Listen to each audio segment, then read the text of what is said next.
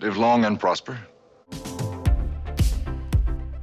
Hey, welcome back to ScreenCrush. I'm Ryan Airy, and we are going to recap the entire Star Trek universe for you. Maybe you're an old school Star Trek fan who hasn't watched the newer stuff, or maybe you just want to understand the whole story. This video is an overview of all the shows and movies, and it should also catch you up on everything you need to know before watching the Section 31 movie and the new season of Strange New Worlds. Star Trek takes place in a utopia hundreds of years in the future, when humanity has finally sorted ourselves out and we're exploring space. This is a series about exploration, discovery, and believing in the best of humanity. One thing you should know about the Star Trek timeline, though. When the show was released in the 1960s, characters commented how, in their timeline, Earth had World War III in the 1990s. Instead, the biggest conflict of the 90s was between members of the Oasis and competing animated movies about ants. So, more recent Star Trek shows have covered this up by saying that historical records during our time are inaccurate. So, at some point in our near future, a scientist named Adam Soong begins to experiment with cloning in order to perfect humanity's genetic code. When one of his clones rebels and deletes his entire research, he instead turns to an older project he started back in 1996 called Project Khan. Also during this period, a second civil war broke out in America.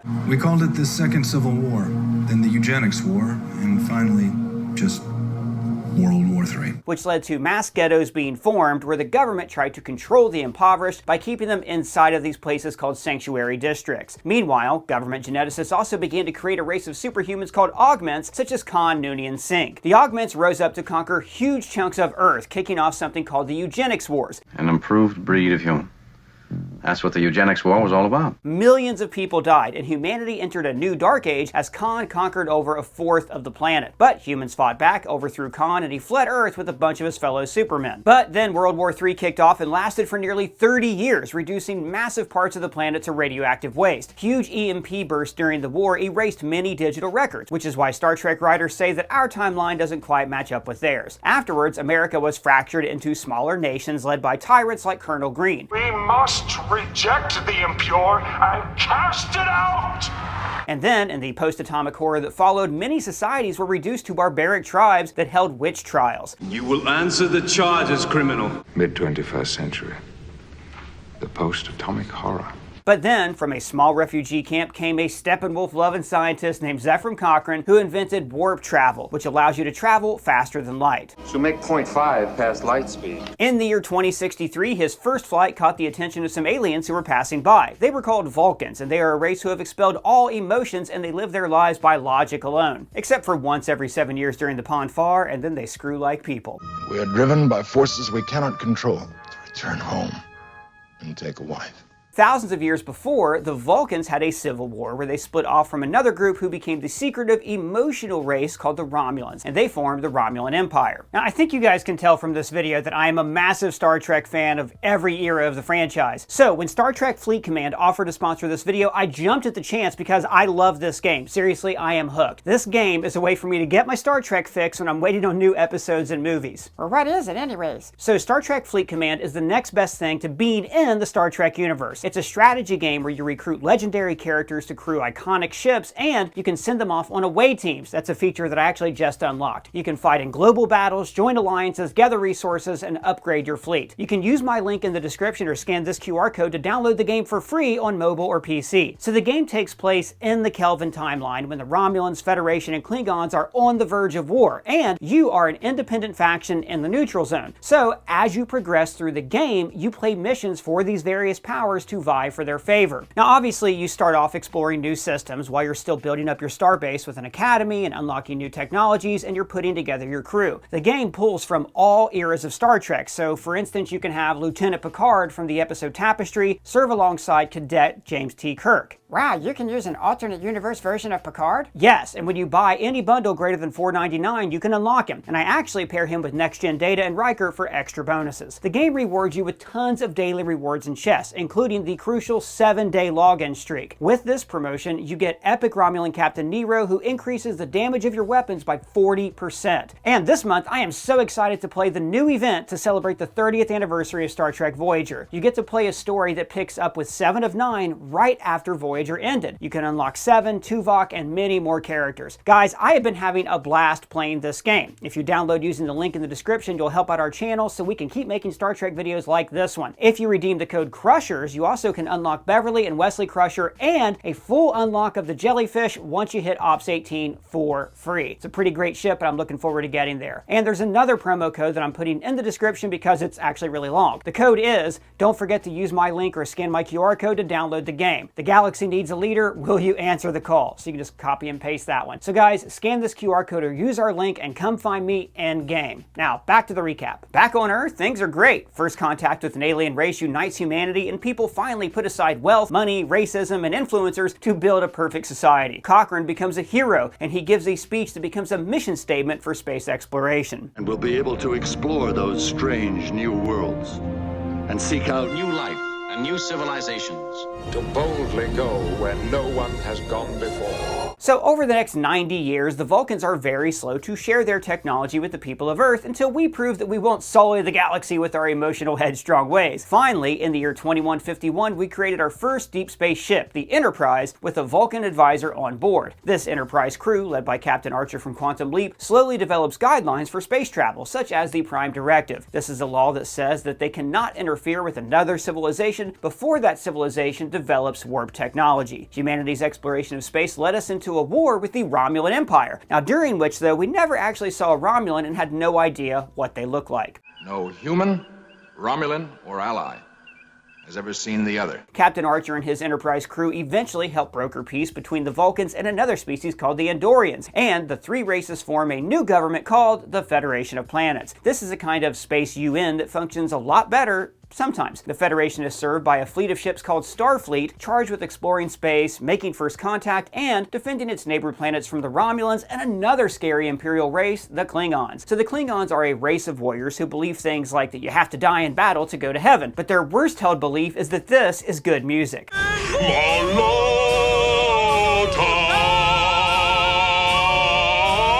Now, there's a lot of infighting in the Klingon Empire, as several clans and houses are always fighting for control. At one point, they attempted to use augment technology to improve themselves, but this just resulted in some Klingons looking more human for a few hundred years. Millions of my people will have to live with this disfigurement.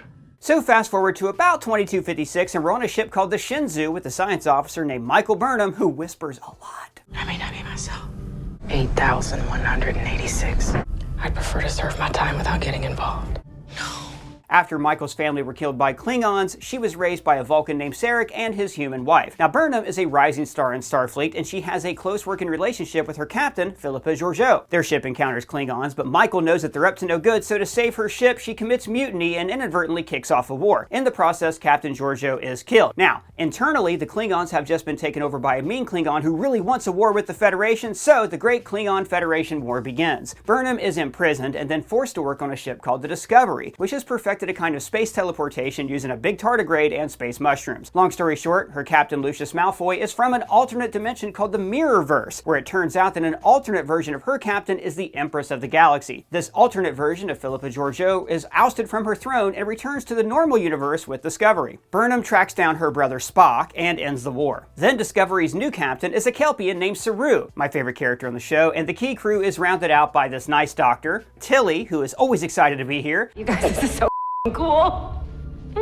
And the engineer, whose blood can activate the spore drive and transport Discovery to any point in the galaxy. Now, former Terran Emperor Georgiou begins to work with the Starfleet secret police, who are called Section 31. Now, this will be the subject of the new Section 31 movie coming out in just a couple of weeks. The next season, they follow a time-traveling Red Angel, who actually turns out to be Michael from the future, and with the help of a captain called Pike, they stop an evil AI from destroying all organic life. But to protect the present-day Earth from all of that AI's data, they have to travel 700 years into the future, and everyone agrees to never speak of them again. All officers remaining with knowledge of these events must be ordered never to speak of Discovery, its spore drive, or her crew again. You're Snowball 5. But to save money on a new dish, we'll just call you Snowball 2 and pretend this whole thing never happened. But let's go back to the captain of the Enterprise, Christopher Pike. While he's on a mission with Discovery, he sees his future. He will save Starfleet cadets from a battle plate rupture, and this event will severely burn him and cripple his body. So now, Pike knows his future, but he decides to go off on adventures anyways. He is named captain of the new Enterprise, the flagship of the Federation. Pike's crew is composed of Number 1, his first officer, who was illegally genetically modified, Lon Noonien Singh, an ancestor of Khan Noonien Singh, and of course Spock, who continues to struggle with his human and Vulcan halves, Nurse Chapel, who has the hots for Spock, Dr. Mbenga, who keeps his dying daughter in a transporter buffer, Ortegas, who is an amazing pilot, and a young new communications officer named Uhura. Music is just sound waves, which can be represented by numbers. So this is the cast of Strange New Worlds. For my money, the best live-action Star Trek show of this era of Trek. Now, I won't spoil the show, but I will say that Pike is given the chance to alter his fate, and he is shown an alternate future where the Federation is destroyed in a war with the Romulan Empire. During this what-if scenario, he meets a talented young officer named James T. Kirk. Remember him for later. Pike decides to embrace his eventual grisly fate because it means creating a better future for the galaxy. Season 2 of Strange New Worlds further explores Spock's relationship with his fiancée T'Pring and his evil half-brother Sybok. The season ends by introducing a young engineer named Montgomery Scott. Montgomery Scott, at your service. Now, half of the crew are captured by a vicious reptilian species called the Gorn, who somehow went from looking like this to this, and Pike has to decide if he will follow Starfleet orders and retreat or rescue his crew. Years later, after Pike has his accident, James T. Kirk becomes captain of the Enterprise. Kirk's Enterprise goes off on legendary adventures with his first officer Spock, fascinating, his southern doctor Bones, I'm a doctor, not a bricklayer, and of course Scotty, Uhura, Chekhov, and Sulu. During their adventures, they run across Khan, who has been in suspended animation. They awaken him, it turns out he's super evil, so they end up stranding him on a planet with a bunch of other augments. Planet number 5 there is habitable, although a bit savage, somewhat inhospitable. But no more than Australia's Botany Bay colony was at the beginning. So their entire adventures run the gamut between silly, tragic, and of course low budget. Even though the Klingons are technically at peace with the Federation, there's still a lot of Cold War-like tension. The Enterprise adventures also spin off into movies, where Khan causes Spock's death. Live long and prosper. The Klingons kill Kirk's son, the Enterprise is destroyed, they bring Spock back to life, and then, in the best Star Trek movie of all time, they travel back in time to the 1980s to rescue 2 whales so they'll stop a probe from destroying the Earth in the future. We're all bloody wetland. Afterwards, the crew takes over a new Enterprise and later help to end the Klingon Cold War, and they form an alliance with the Federation. This finally brings us to 2364 with the Enterprise D. The captain is now Jean-Luc Picard, a Frenchman who speaks with an English accent and is a Shakespeare-quoting, artifact-hunting, pipe-laying, piccolo-playing badass. His crew consists of a blind engineer named Geordi, First Officer Will Riker, who sits down by stepping over chairs, an empathic counselor named Troy, who gives advice that everyone ignores. I'm sensing a red-haired doctor, not you, and of course her son. Shut up, Wesley. And there's head of security Natasha Yar. I mean, head of security Worf, who's a Klingon.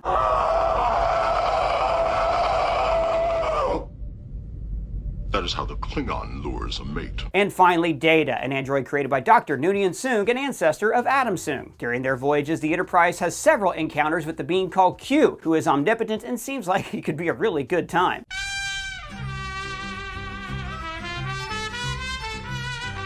The Enterprise also has a bar called 10 Forward, where a 1,000-year-old bartender named Guinan routinely gives better advice than the ship's counselor. Guinan's race was nearly wiped out by a species called the Borg, who are a hive mind culture of cyborgs that want to strip mine the galaxy for their tech manuals. We are the Borg. We will add your biological and technological distinctiveness to our own. Resistance is futile. Q throws the Enterprise across the galaxy, making them confront the Borg, just to mess with them. Now, at one point, Picard is actually assimilated.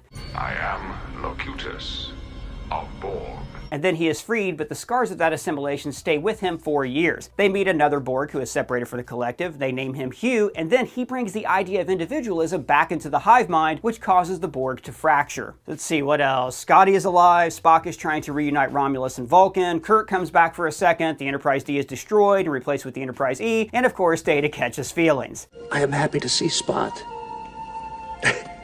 yet I am crying. And then the Borg attack Earth, and they travel back in time to try and stop Zefram Cochrane's space launch. So the Enterprise crew have to follow the Borg to make sure that launch happens, and they have to do this by defeating a Borg queen. And later, Picard faces off against a clone of himself who looks like Tom Hardy, and this clone briefly takes over the Romulan Senate. But sadly, Data dies, and the scientists were unable to reproduce his positronic net. For now. Now, while Picard and his crew are off exploring the galaxy, let's turn to Bajor, where the people have just liberated themselves after a half-century of Cardassian occupation. My diamond earring came up in the ocean and it's gone.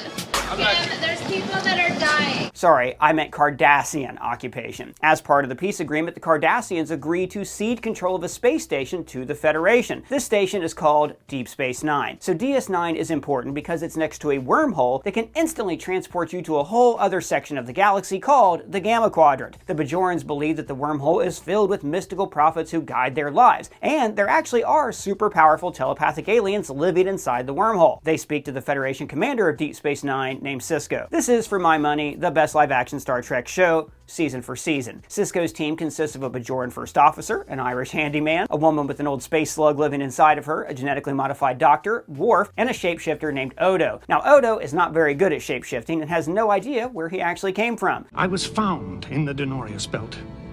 I don't know where I came from. No idea if there are any others like me. The station is a hub of activity with people going in and out of the wormhole and frequenting a bar owned by a crooked Ferengi named Quark. I once did business with the nephew of the cousin of the stepsister of a friend of the secretary to the consortium's chief accountant. And then there's Garrick. We love Garrick. You'd shoot a man in the back. Well, it's the safest way, isn't it?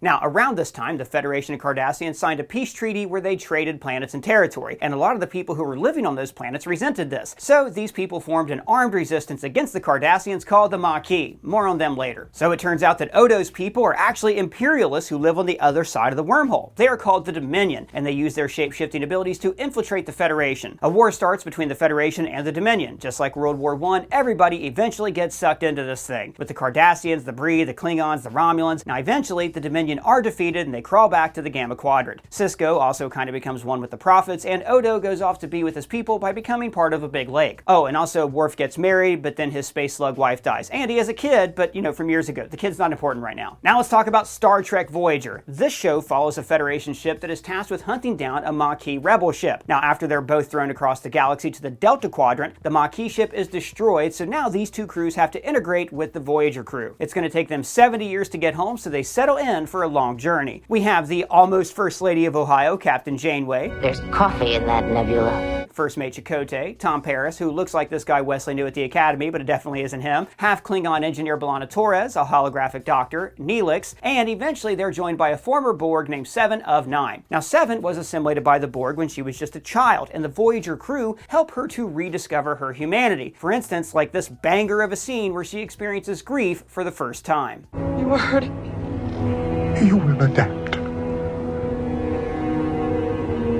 So it takes Voyager 30 years to get home, and not everybody makes it back alive. Wait, really? Well, kind of. Then an older Admiral Janeway uses time travel to help past Voyager use some Borg tech to basically teleport home instantly. And they get to kill a Borg queen and blow up some Borg spheres. Now I'm going to talk about one of the greatest Star Trek shows, Lower Decks. So this show follows the lowest ranked crew members on a ship called the Cerritos. There's an eager ensign named Boimler. There's Mariner, who tries to avoid promotion at all costs because her mom is the captain and she's got her own issues she's dealing with. Devana, whose family is part of the Orion Crime Syndicate, but she just wants to do fun Starfleet stuff. And of course her best friend Rutherford, who is a cyborg engineer. And guys, I love this show so much. It is hilarious. So I'm not going to give anything away, except I will say that there is a great episode where Boimler and Mariner travel back in time to meet the cast of Strange New Worlds. And they're played by the live action actors Jack Quaid and Tawny Newsome. I was thoroughly unprepared for how hot young Spock was going to be. Yeah, he's full of surprises. Plus, they even reveal why the characters on Lower Decks appear to be animated. Why does everything feel so two-dimensional?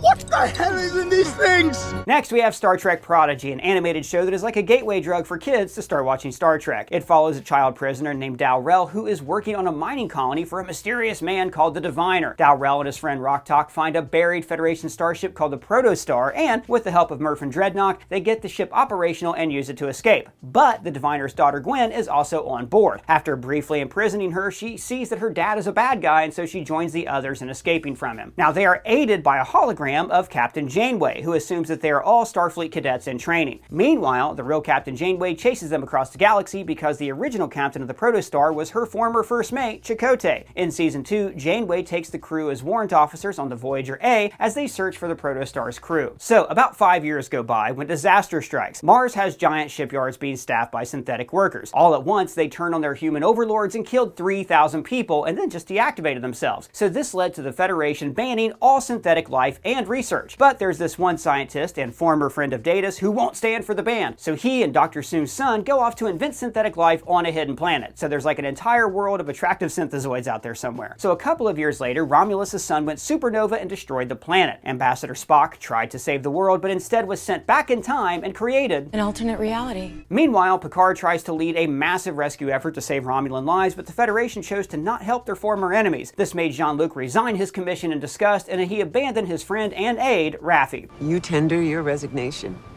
and my ass gets fired. The collapse of the Romulan Empire created lawlessness in that area. When the Federation didn't act, a group of vigilantes called the Fenris Wolves began to patrol the sector. Their most feared member was 7 of 9. Now, a few Romulans settled on an abandoned Borg cube, while Federation scientists worked to reclaim the lives of the people who were assimilated into the Borg. So fast forward a few years. Picard is retired in his villa, but he gets pulled into a mystery when he meets a synthezoid, who in a roundabout way is also Data's daughter. After she dies, Picard tracks down her twin sister as a way to honor his dead friend Data. Also, we learn that Troy and Riker are still married with the daughter, but that their son died a few years prior. Very long story short, Picard assembles a motley crew and they discover that a Romulan group called the Zhat Vash have infiltrated the Federation on a mission to destroy synthetic life. Turns out this group was actually behind the Mars attack. Picard and his friends track down that planet of sense where Dr. Soong's son is working to create new life, and the Romulans almost wipe them out before Admiral Riker shows up to the rescue. Picard dies of a brain disorder, but his consciousness is uploaded to a backup body where he meets up with Data's program and Data gives him a final request. I would be profoundly grateful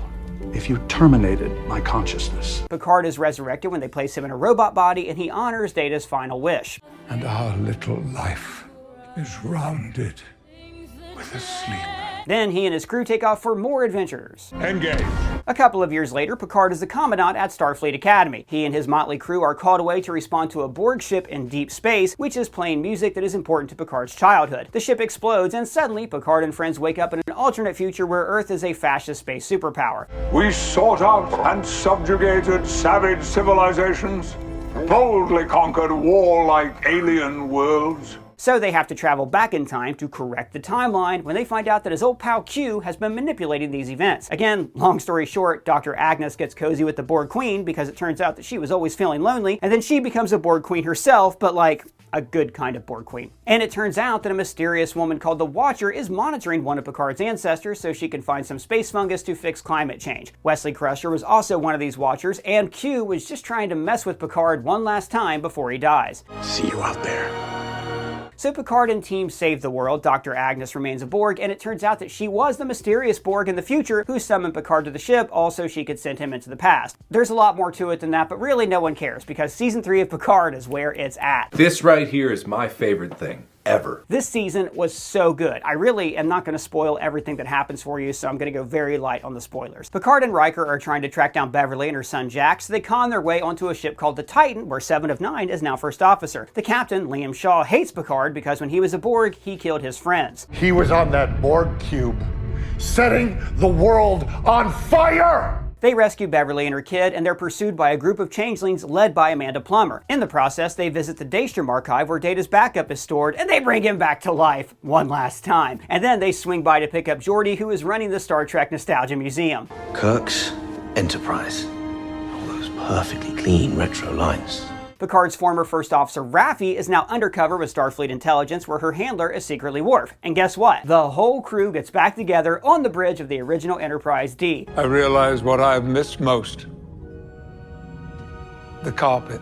And of course, it turns out that the Borg are actually behind everything, with the Borg Queen from First Contact trying to take down Picard just one last time. And look, you just have to see how it ends. The series ends with a new crew, a new Enterprise captain by 7 of 9, and Q has returned. You see, yours, Jack, has just begun. So what happens next? No idea. They stop there and for some reason have no plans to continue. What? No, but that sounds so awesome. Yes, I know, but Paramount chose to not keep telling the story of this new Enterprise.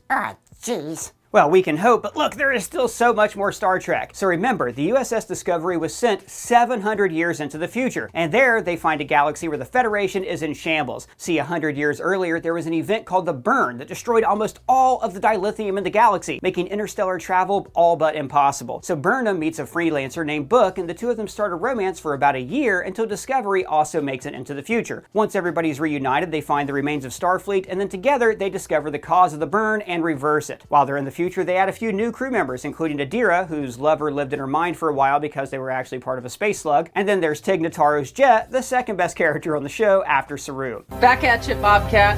Bobcat? I don't know, I'm on drugs. Then Michael is finally made captain of Discovery just in time for a planet-ending threat to sweep across the galaxy and destroy Book's homeworld. Over the course of several episodes, they discover the planet killer is actually just another life form trying to eat, so they work out their differences and part as friends. Now meanwhile, Tilly is unsure of her place in the world until she mentors some Academy cadets, which makes her decide to go off and teach at Starfleet Academy for the new Starfleet Academy show. Also, the Giorgio from the Mirrorverse went into the future with Michael and her crew, but then she decides to go back to her own dimension. And in the final season of the show, the Discovery crew go on a scavenger hunt, racing against the Breen for advanced technology created by the Founders. Or who are the Founders? The Founders are an ancient people who actually seeded life on several planets, including Earth. Very long story short, the good guys win, Michael and Book settle down, and they have a kid who goes off to join Starfleet. So guys, that's the story of Star Trek so far. There's also tons of comics and books that further this story in new and exciting ways. This is a franchise that essentially is about hope. Hope in what humanity can become and hope in the future. And again, that is a reason why I love playing the game Star Trek Fleet Command. It gives me a chance to be in the Star Trek galaxy, and it's a fun way to get my Star Trek fix while I'm waiting on new seasons of the show. So is there anything that we left out that I should have left in? Let me know your thoughts down in the comments or at me on Twitter. And if it's your first time here, welcome to the channel. Please subscribe, smash that bell for alerts. For ScreenCrush, I'm Ryan Airy.